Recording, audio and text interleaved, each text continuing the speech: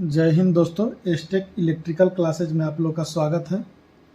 आज हम लोग बेसिक इलेक्ट्रिसिटी का चौथा दिन का क्लास करेंगे। पिछले क्लास में हमने आपको atomic number, atomic weight, potential difference, voltage, current और प्रतिरोध क्या है इसके बारे में बताए थे। चलिए आगे आज देखते हैं। शक्ति, पावर क्या है?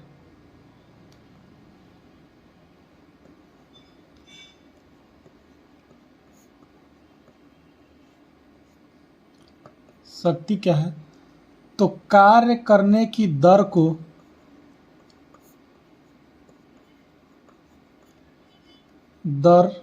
जिसको हम लोग समय भी बोलते हैं,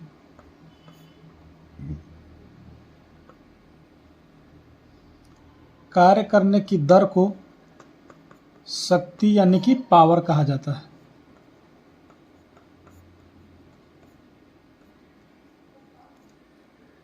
इसे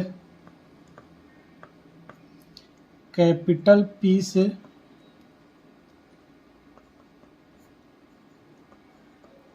सूचित किया जाता है। इसे कैपिटल पी से सूचित करते हैं। इसका मात्रक होता है वाट। इसका नहीं बोल सकते हैं इलेक्ट्रिकल पावर। इलेक्ट्रिकल पावर का मात्रक यानी कि यूनिट वाट होता है। वाट।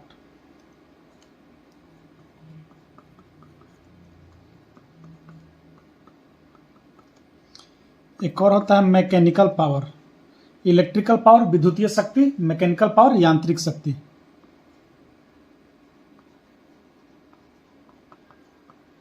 मैकेनिकल पावर जिसको बोलते हैं यांत्रिक शक्ति।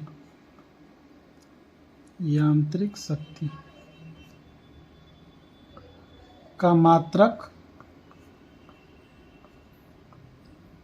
हॉर्स पावर होता है।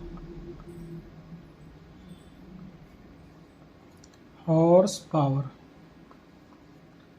यानी कि एचपी होता है। जैसे हम लोग मोटर वगैरह खरीदते हैं तो 1 एचपी, हाफ एचपी, 2 एचपी, तो जो मैकेनिकल पावर होता है उसका मात्रक होता है एचपी। 1 एमएचपी बराबर होता है मीट्रिक हॉर्स पावर बराबर 735.5 वाट, और 1 बीएचपी बराबर होता है 746 वाट। ध्यान रखिएगा, हमेशा क्वेश्चन में आते रहता है। 1 एमएचपी बराबर 735.5 वाट, 1 बीएचपी बराबर 746 वाट। ये हमारा शक्ति होता है। अब देखते हैं हम लोग चार्ज।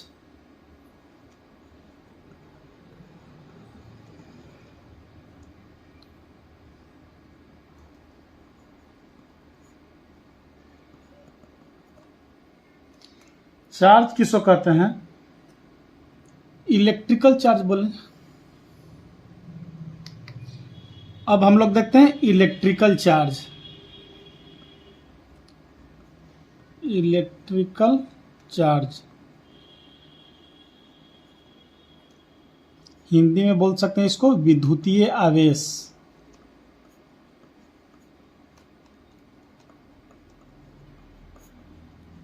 आवेश। तो इलेक्ट्रिकल चार्ज किसको कहते हैं? तो किसी वस्तु का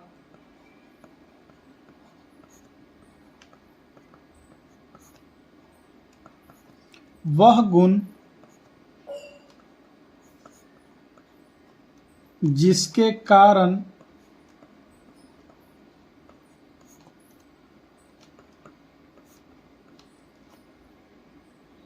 एक वस्तु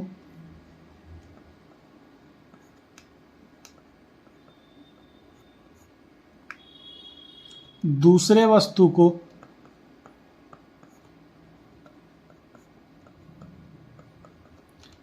आकर्षित या प्रतिकर्षित करता है। आकर्षित या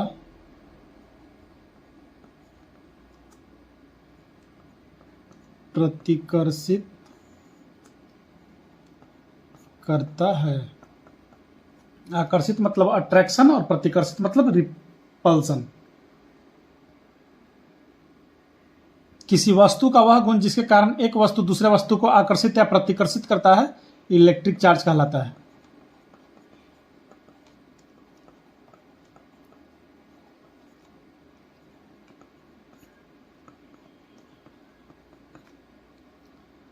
इसका मात्रक इसे कैपिटल क्यू के द्वारा सूचित करते हैं, यानी कि डिनोट करते हैं।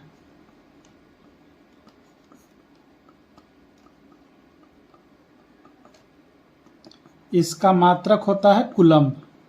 इसका एसआई मात्रक कूलम्ब होता है।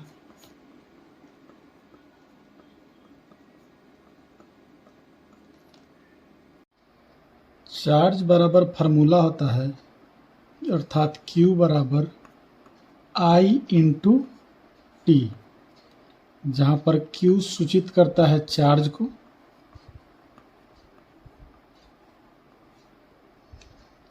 I सूचित करता है करंट को, जिसे मापते हैं एम्पियर में, और T सूचित करता है टाइम को, जिसे मापते हैं हम सेकंड में या मिनट में, ज़्यादातर सेकंड में ही लेते हैं, यहाँ पर सेकंड में लेंगे। तो Q बराबर फार्मूला होता है I इंटू टी।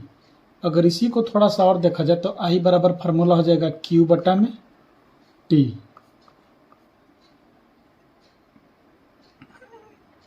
तो करेंट को हम लोग इस तरह से चार्ज के प्रवाह के दर को भी हम लोग करंट कहते हैं। चार्ज के प्रवाह के दर को भी हम लोग करंट कहते हैं। तो I बराबर हो जाएगा Q बटा में T, और T बराबर पूछ देवे तो T बराबर हो जाएगा Q बटा में I। इतना फार्मूला हम लोग निकाल सकते हैं। ये Q चार्ज बराबर फार्मूला है। अब आगे देखते हैं, चार्ज का मात्रक बताए थे कूलम्ब। यहां पर जो चार्ज का मात्रक होता है Q बराबर होता है I इंटू टी। तो I को मात्रक होता है एम्पियर, और टाइम का मात्रक होता है सेकंड। तो चार्ज का मात्रक हो जाता है एम्पियर सेकंड। चार्ज का जो मात्रक हो जाएगा यूनिट हो जाएगा एम्पियर सेकंड, लेकिन इसका एसआई मात्रक कूलम्ब ही होता है। एसआई मात्रक जो है कूलम्ब होता है, ध्यान रखिएगा। चार्ज दो प्रकार के होते हैं।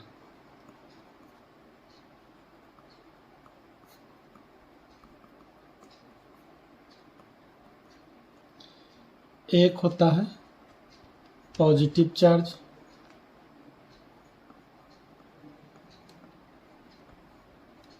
दूसरा होता है नेगेटिव चार्ज।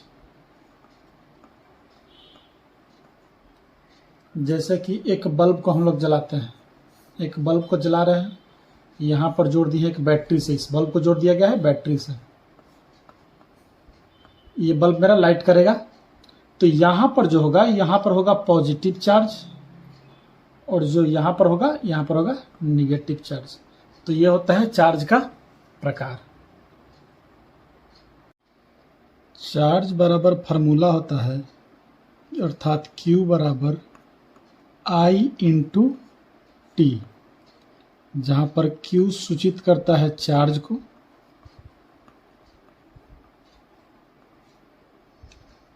I सूचित करता है करंट को, जिसे मापते हैं एम्पियर में, और T सूचित करता है टाइम को, जिसे मापते हैं हम सेकंड में या मिनट में, ज़्यादातर सेकंड में ही लेते हैं, यहाँ पर सेकंड में लेंगे। तो Q बराबर फार्मूला होता है I इंटू टी। अगर इसी को थोड़ा सा और देखा जाए तो I बराबर फार्मूला हो जाएगा Q बटा में T।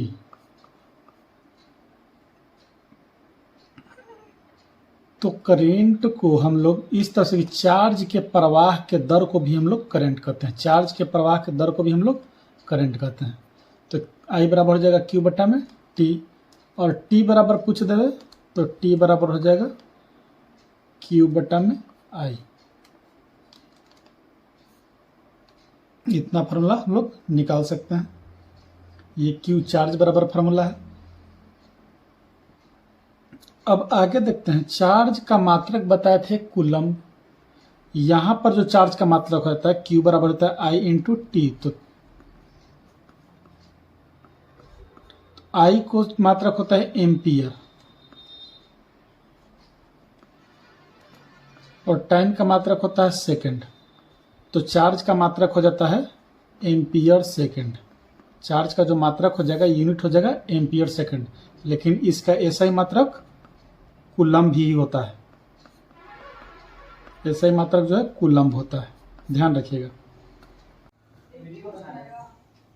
कूलम्ब नामक वैज्ञानिक ने 2 नियम दिए थे, तो चलिए देखते हैं कूलम्ब का नियम।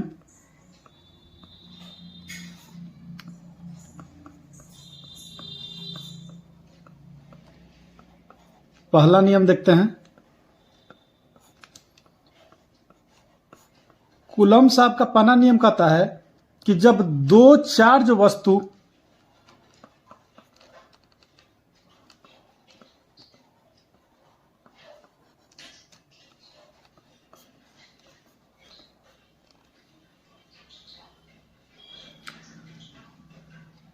के बीच लगने वाला बल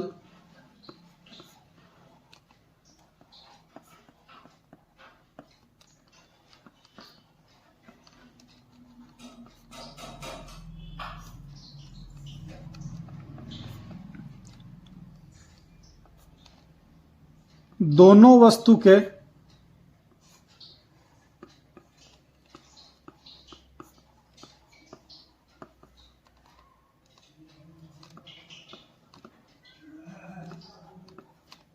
चार्ज के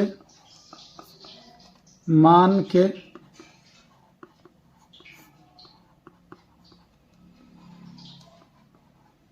गुणनफल के समानुपाती होता है,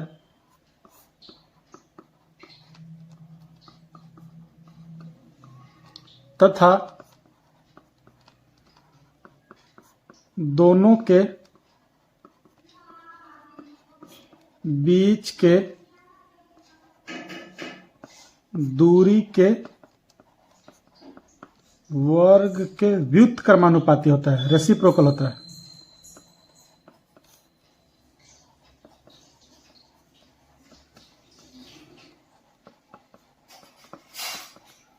अर्थात एफ फोर्स बराबर Q1 इंटू Q2 बटा में डी स्क्वायर, या Q1 इंटू Q2, कहीं कहीं पर डी को आर भी लिखता है, तो इसमें कंफ्यूजन मत होइएगा।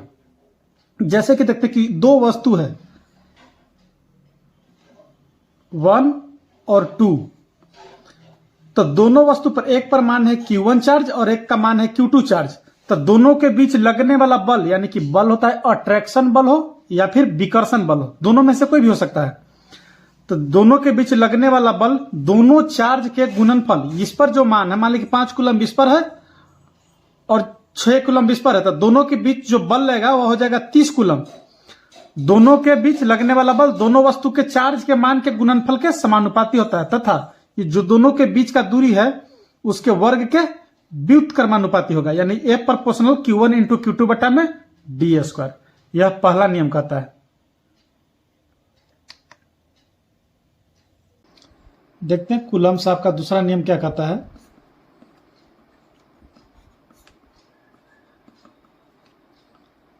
यदि दोनों वस्तु पर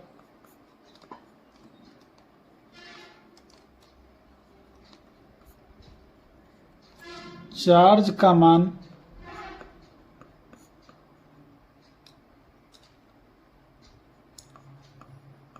समान हो तो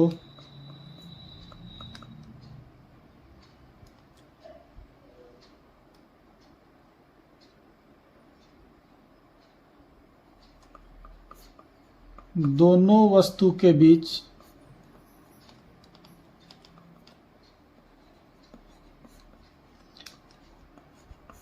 विकर्षण बल लगेगा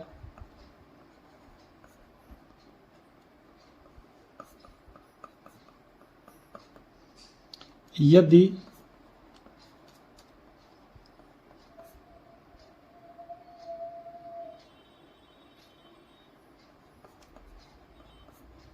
चार्ज का मान असमान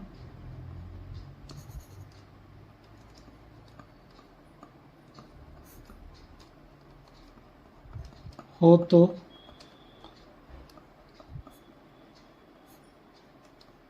आकर्षण बल लगेगा। जैसे कि देखिए, समान मतलब हो गया दोनों वस्तु पर या तो पॉजिटिव पॉजिटिव चार्ज है या फिर निगेटिव निगेटिव चार्ज है। असमान का मतलब हो गया कि एक वस्तु पर पॉजिटिव चार्ज और दूसरे पर निगेटिव चार्ज, और एक पर निगेटिव चार्ज और दूसरे पर पॉजिटिव चार्ज। तो यहां पर लगेगा विकर्षण बल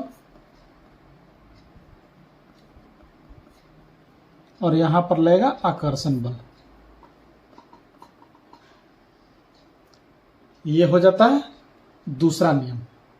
लोग अब पढ़ेंगे इफेक्ट ऑफ करेंट।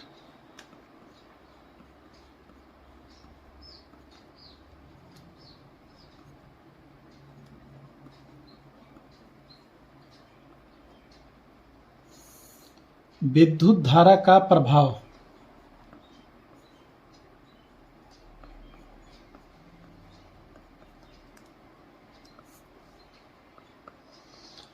जैसे कि करंट को हम लोग नग्न आंखों से नहीं देख सकते, लेकिन उसके प्रभाव को देख सकते हैं, महसूस कर सकते हैं। जैसे कि लाइट जलता है तो पता चलता है बिजली चल रही है, करंट प्रवाहित हो रही है। फैन चल रहा है तो करंट प्रवाहित हो रही है। किसी वायर में करंट प्रवाहित हो रहा है, उसको हम लोग गलती से टच कर लिए तो हम लोग को एक झटका महसूस होगा, शॉक लगेगा, इसका मतलब करंट प्रवाहित हो रही है। चलिए देखते हैं। सबसे पहला नंबर पे फिजिकल इफेक्ट बोलते हैं।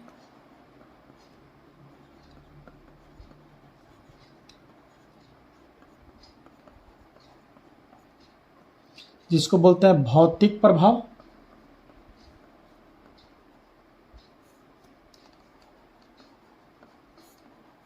या शारीरिक प्रभाव। नाम से ही पता चल गया होगा। जब हम लोग किसी भी खुले वायर को टच कर लेते हैं और हम लोग को झटका महसूस होता है तो वह फिजिकल इफेक्ट के अंतर्गत आता है। यानी कि शारीरिक, किसी कोई वायर पास कर रही है, इसमें से करंट जा रही है और इसमें हम लोग टच कर गए तो क्या होगा, एक झटका महसूस होगा, जो किसके अंतर्गत हुआ, फिजिकल इफेक्ट। वह क्या कहलाएगा, फिजिकल इफेक्ट। दूसरा होता है हीटिंग इफेक्ट।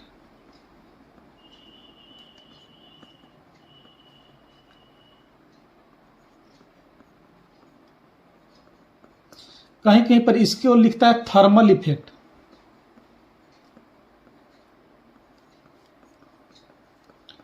इसमें कंफ्यूज मत होइएगा, इसका मतलब होता है तापीय प्रभाव।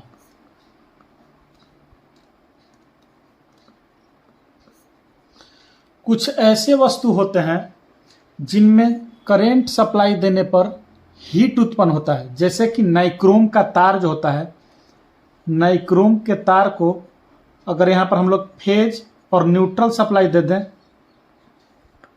तो इससे हीट उत्पन्न होगा। इस तार से क्या उत्पन्न लगता है, हीट उत्पन्न लगता है। तो वह किसके अंतर्गत आएगा, तापीय प्रभाव। मतलब करंट का कौन सा प्रभाव हम लोग देख रहे हैं, ताप का प्रभाव। करंट प्रवाहित होने पर वह क्या पैदा करने लगता है, ताप पैदा करने लगता है।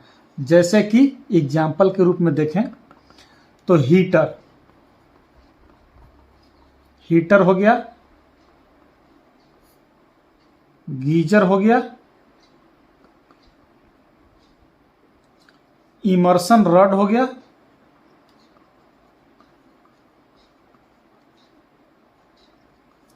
ये सब क्या होता है, तापीय प्रभाव। मतलब वैसा वस्तु जिस पर करंट प्रवाहित होने पर ताप पैदा करे, हीटिंग इफेक्ट कहलाता है। जैसे इसमें क्वेश्चन पूछ देगा, हीटर करंट के किस प्रभाव पर कार्य करता है, तो हीटिंग प्रभाव पर, तापीय प्रभाव पर कार्य करता है। इंसान का करंट लगना किस प्रभाव पर कार्य करता है, तो फिजिकल इफेक्ट पर कार्य करता है। वैसे ही आगे देखते हैं थोड़ा सा। तीसरे नंबर पर आता है केमिकल इफेक्ट।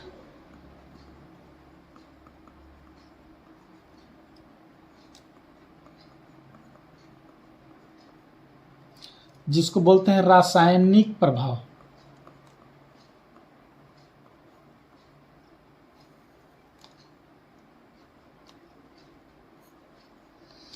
कुछ ऐसे रसायन पदार्थ होते हैं ना जिसमें से करंट प्रवाहित करने पर वह अपने अपने अवयव में टूट करके एक प्लेट पर एक का अवयव एकत्रित हो जाता है, दूसरे प्लेट पर दूसरे। जैसे कि बैटरी हो गया, तो बैटरी में डालते हैं H2SO4,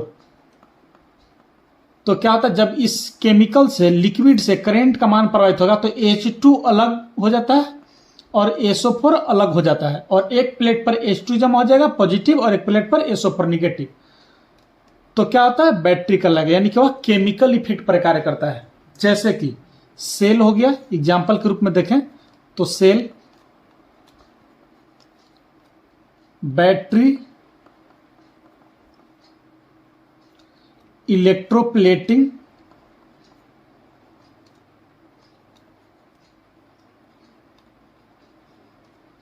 इलेक्ट्रोटाइपिंग,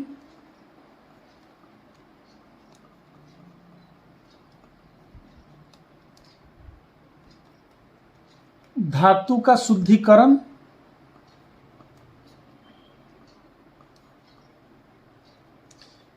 ये सब किस प्रभाव पर काम करेगा? रासायनिक प्रभाव पर काम करेगा। सेल किसके प्रभाव पर काम करता है? रासायनिक पर। बैटरी भी रासायनिक पर, इलेक्ट्रोप्लेटिंग रासायनिक पर, इलेक्ट्रोटाइपिंग पर रासायनिक पर। धातु का शुद्धिकरण, जो धातु में शुद्धिकरण करते, जैसे कि गोल्ड में कुछ मिश्रित धातु लगा हुआ है, तो गोल्ड को, प्योर गोल्ड को हमको अलग करना है, तो क्या करेंगे, इस प्लेट केमिकल में डाल करके यहां पर गोल्ड और यहां पर एक और प्लेट डाल देंगे और यहां पर सप्लाई दे देंगे पॉजिटिव और निगेटिव का, तो प्योर गोल्ड यहां से उतर करके इस पर चढ़ जाएगा। तो यहां पर बोलते हैं धातु का शुद्धिकरण। तो किससे होगा? रासायनिक प्रभाव पर काम करता है। किसके प्रभाव पर? रासायनिक प्रभाव पर। अब आगे देखते हैं मैग्नेटिक इफेक्ट। नंबर 4 पर देखेंगे मैग्नेटिक इफेक्ट।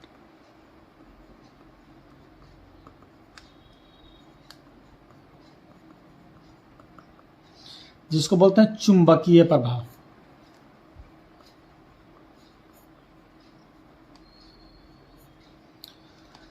अब किसी कॉपर के कॉइल को, कॉपर के तार को कॉइल के रूप में लपेटकर और एक पर दे दीजिए पॉजिटिव सप्लाई और एक पर निगेटिव सप्लाई, तो वह मैग्नेट की तरह व्यवहार करने लगता है। तो यह किस प्रभाव के कारण होगा? मैग्नेटिक इफेक्ट के कारण। यह करंट का मैग्नेटिक प्रभाव कहलाता है। जैसे ही करंट सप्लाई दीजिएगा तो मैग्नेट की तरह व्यवहार करेगा, करंट सप्लाई काट दीजिएगा तो मैग्नेट की तरह व्यवहार बिल्कुल नहीं करेगा। तो वह किसके अंतर्गत होगा? Magnetic effect. इस प्रभाव पर कौन कौन से चीज कार्य करते हैं? तो सबसे पहले विद्युत घंटी, इलेक्ट्रिक बेल, जो घरों में हम लोग लगाते हैं, विद्युत घंटी, इलेक्ट्रिक बेल जिसको बोलते हैं, ट्रांसफार्मर,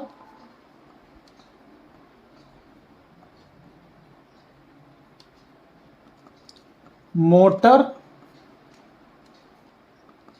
जनरेटर इत्यादि, ये सब किस पर कार्य करता है? मैग्नेटिक के प्रभाव पर काम करता है। अब आगे देखते हैं एक्सरे इफेक्ट।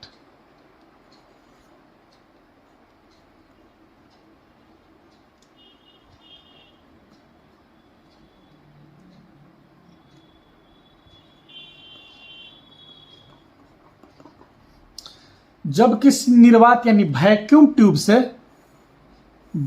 ट्यूब से करंट गुजारा जाता है तो यह एक तरह का रे उत्पन्न करता है, जैसे कि CRT, कैथोड रे ट्यूब इसको बोलते हैं।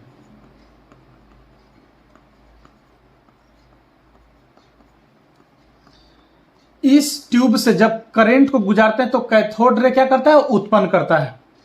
तो वह किसके अंतर्गत काम करता है? एक्सरे इफेक्ट के अंतर्गत। इस पर कौन कौन से काम करते हैं? एक्सरे मशीन, जिससे हम लोग टूटी हुई हड्डियों का फोटोग्राफी करने में करते हैं।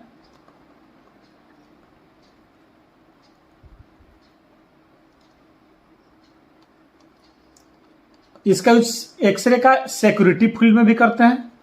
लेजर से सिक्योरिटी देना, तो वह एक्सरे इफेक्ट के अंतर्गत आएगा। अब आगे एक और होता है gas ionisation effect.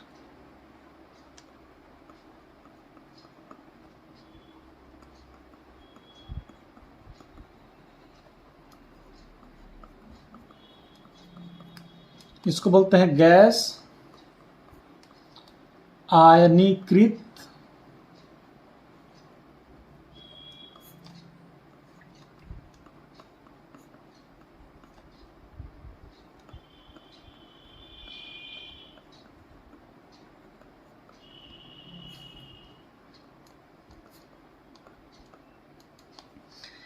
Inert gas होता है, जैसे कि हीलियम, नियोन, आर्गन, क्रिप्टन। तो इनर्ट गैस से जब करंट को प्रवाहित किया जाता है तो इनर्ट गैस का आयन आयनीकृत हो जाता है, उसका कण क्या जाता है, आयोनाइज हो जाता है, यानी कि गैस से ही करंट प्रवाहित होने का रास्ता प्रदान कर देता है। तो वह क्या होता है, गैस आयोनाइजेशन इफेक्ट। इस प्रभाव पर कौन काम करता है, तो मरकरी वेपर लैंप,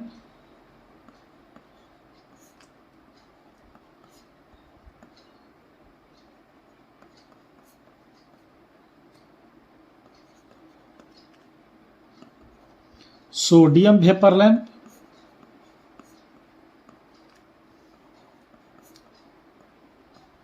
तो वोल्टेज का मान 4 भागों में बांटा गया है। एक होता है low voltage,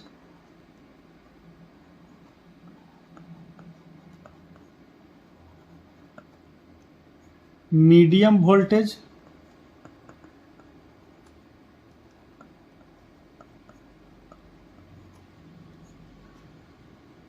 high voltage,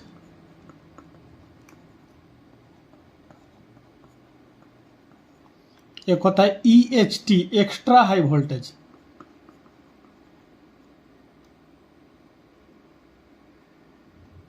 extra high voltage का मान होता है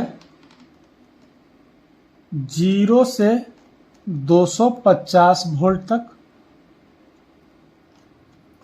मीडियम का मान होता है 250 वोल्ट से 650 वोल्ट तक, और हाई वोल्टेज का मान होता है 650 वोल्ट से 11,000 वोल्ट तक, या इसको 11 केवी भी बोलते हैं, किलो वोल्ट। और एक्स्ट्रा हाई का मान होता है एबव 11,000 वोल्ट, यानी कि 11,000 वोल्ट से ऊपर का वोल्टेज होता है वह एक्स्ट्रा हाई वोल्टेज में आता है। आज इतना ही रहने देते हैं। नेक्स्ट क्लास में आपको बताएंगे इलेक्ट्रिकल सर्किट के बारे में बताएंगे। इलेक्ट्रिक सर्किट क्या होता है। हमारा वीडियो पसंद आए तो इसे लाइक, सब्सक्राइब और शेयर जरूर करें, और अगर किसी भी प्रकार का हो तो कृपया कमेंट करें। धन्यवाद दोस्तों।